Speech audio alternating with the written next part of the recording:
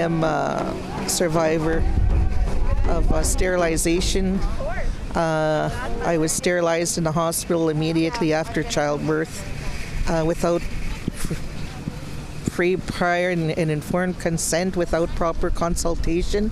Survivors and supporters rallied nationwide in the support of a passing of a bill that aims to end forced or coerced sterilization, a practice that many survivors report is still happening today. We want to take a moment to recognize that while the practice of forced and coerced sterilization has deep colonial roots in Canadian history, we must be clear that this practice is a contemporary and ongoing human rights violation. Survivors have shared they were often sterilized at vulnerable times, often during labor or shortly after giving birth, while medicated, under pressure, or under threat by authority figures, or child removal by protective services.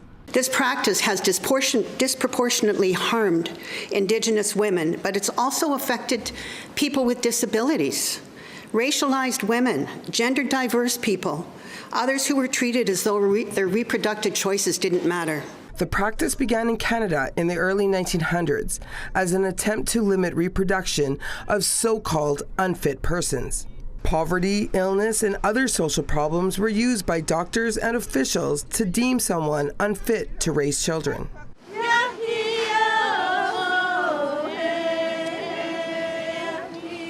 The bill, which classifies such sterilizations as aggravated assault, has already passed the Senate. It must now be passed in the House of Commons in order to become law. Bill S-228 is simple, precise, and it's urgently needed. This bill exists because survivors came forward. They told Canada what happened to them, not generations ago, but in modern hospitals, in our lifetime, and in cases as recent as 2024. While thousands of women were historically forcibly sterilized, academics estimate about 100 Indigenous women in Canada underwent the procedure between 1970 and 2018 alone. The legislation will send a clear message that such acts are unacceptable. There are consequences for conducting sterilization procedure without consent. And most importantly, this bill affirms justice for survivors and protects future generations. The House of Commons will debate Bill S-228 later this week.